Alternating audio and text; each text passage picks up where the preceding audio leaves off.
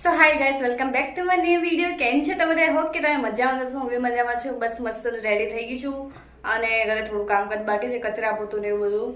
So guys, હવે ફટાફટ હું કામકાજ પતાવી દઉં, પછી કરી દઉં દીવાબત્તી. સો તમે મારા આજના બ્લોગમાં બન્યા રહેજો એન્ડ સુધી, જોઈએ કે આજનો દિવસ મારો કેવો જાય છે.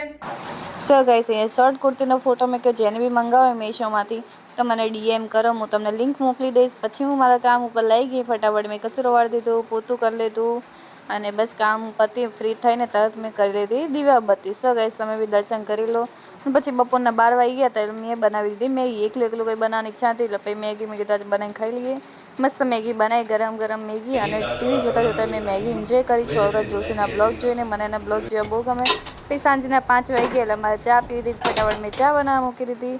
સો ગાઈસ, મસ્ત ચા રેડી થાય છે ને અહીંયા જો કબૂતર કેવું લટકે છે અને પડવાનું કોઈ બીક નથી. મસ્ત ચા અને પાપડી અને શક્કરપાડા ખાઈ લીધા. આપણો આખો દિવસ ખાવા પીવાનું તો ચાલતું જ હોય. પછી ખાઈને નાસ્તો પતાવીને મેં કપડાવાળા બેસી ગઈ સોંગ સાંભળતા સાંભળતા.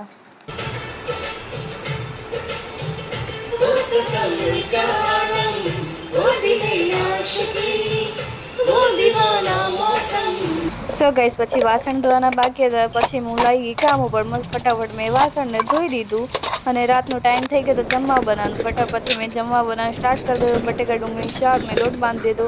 મારા સાસુ શાક વગાડી દેશે. પછી મારા સાસુ જમવાનું બનાવી દીધું. પછી અમે બેસી ગયા જમવા માટે. મારા નણંદ અને હું મસ્તી કરીએ, મારા સાસુ ટીવી જોવે છે. સો ગાઈસ, પછી રાતે કંટાળો આવતો તો મારી નણંદ મહેંદી મૂકતી. મેં કીધું મને બી મૂકી દે. પછી પહેલાં એના હાથમાં મૂકી, પછી મને મૂકી દીધી. સો ગાઈસ, કેવી લાગે છે મહેંદી? કાલના બ્લોગમાં હું તમને કલર કેવો આવ્યો બતાવીશ. સો ગાઈસ, વિડીયો અહીંયા એન્ડ કર. તમને ગમે તો લાઈક શેર સબસ્ક્રાઈબ કરવાનું ભૂલતા નહીં. મળીએ નવા વિડીયો બ્લોગમાં. બધાને જય માતાજી.